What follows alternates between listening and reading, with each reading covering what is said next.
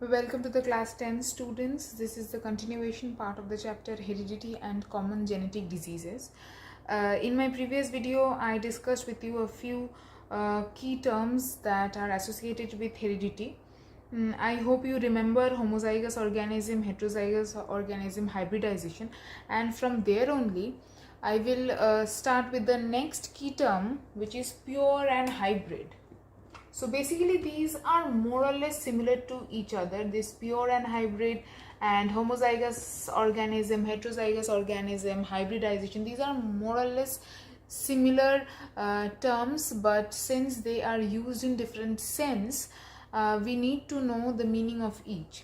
Now coming to pure and hybrid, previously also I told you that capital T, there is no hybridization here. Which one is known as hybrid? Capital T and small t, because two types of genes are present here. One is capital T, which is the gene for tallness, and one is the small t, which is the gene for dwarfness. So this one will be considered as a hybrid organism, or also can be called as heterozygous organism. But this one or this one, we are only talking about the height of plant, that is either tallness or dwarfness.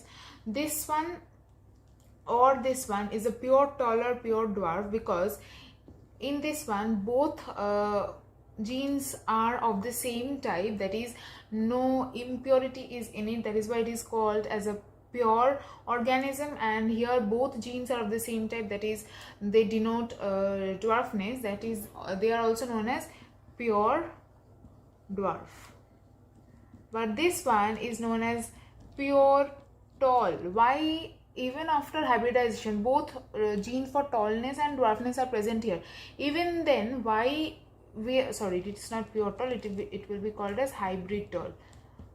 But my question is, even though both the genes for tallness and dwarfness are present in it, why are we denoting it as tall? We will come to it in the next of 2-3 topics later. You will get the answer of this question. For now, let's talk about parental generation.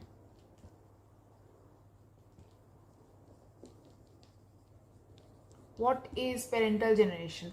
So while we are performing a cross, suppose we are performing a cross between a pure tall pea plant and pure dwarf pea plant. Okay, pure tall capital T, pure dwarf small t, and we get the offspring capital T small t. Because hybridization has occurred, the gamete that we get from pure tall is capital T, and the gamete that we get from here is small t. So after hybridization we are getting a hybrid tall pea plant. Okay, that is why in this cross these two belong to the parental generation, and this one belongs to the offspring generation. Now offspring generation has two different names. Okay, let me write down the names for you.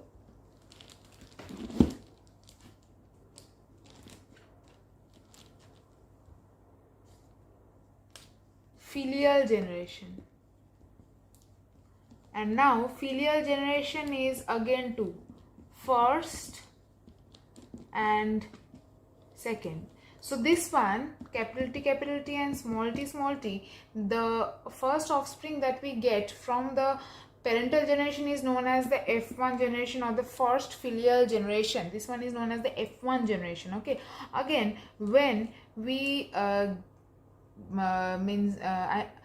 cross them, make them breed with other type of organism, that is we can also make them self-fertilize.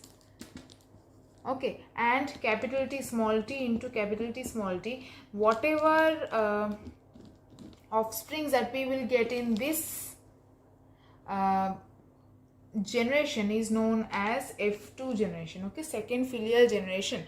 So the parental generation is the first generation which we by interbreeding of which generations we get the next set of offsprings. And also among the offsprings there are two types, the first filial generation and the second filial generation. So look into your book.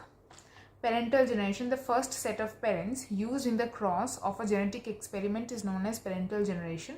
So the generation from where genetic experiment starts, basically the whole of this experiment starts with these two organisms, pure tall and pure dwarf organisms, right? So that is why they are known as parental generations, and this generation is represented as P generation. While, for example, in Mendel's monohybrid cross, parental generation consists of the pure tall and pure dwarf plants that were cross-pollinated. So they are giving the example of these two. Okay, now coming to the filial generation, F1 and F2. So F1 is the first filial generation and F2 is the second filial generation. In a genetic experiment, all the offsprings produced from the parental generation. So all these offsprings are basically produced from these two organisms of the parental generation, right? So whatever offsprings that are produced from the parental generation are known as the filial generation, and they are numbered as first and second. It is represented as F. The first generation offspring of the parental generation is known as first filial generation. So this is the the next generation after the parental generation. So they are known as first filial generation, and the next generation of the first filial generation will be termed as second filial generation. Correct? Now we will come to another two important terms, and this will explain why even a hybrid tall plant, means capital T and small t, it is considered a tall one, okay, and not a dwarf one. Okay, so the next term that I am talking about is dominant and recessive. So what is dominant and what is recessive? So in allele, you have previously learned about allele, right? So these are the contrasting pair of the genes located on the same locus, and they may be of the contrasting type. So suppose of the tallness of P plant, means the height of P plant, one allele will be tall and the other allele will be dwarf. So in all such alleles, there are two contrasting pair of characters where one is dominant, D means dominant, and the other one is recessive. So in this case of height of P plant, the tall one is dominant over recessive. That means the tall gene, the gene of tallness, always dominates over the gene of dwarfness and does not allow it to be expressed. That is why when one gene for capital T, that means one gene for tallness and the other gene for dwarfness, both are present in a hybrid organism, this T will always dominate this one and not let this one to be expressed.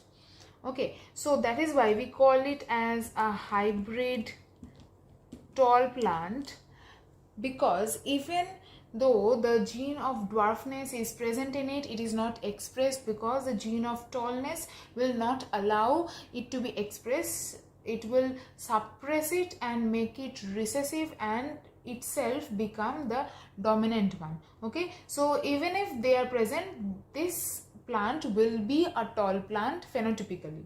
Okay, now that is why here the gene is dominant and this gene is recessive. In other characteristics also, in all types of alleles, since we have a contrasting pair, one will be dominant and the other will be recessive. Okay, now we come to another very important term, which is phenotype and genotype. So let me write it down.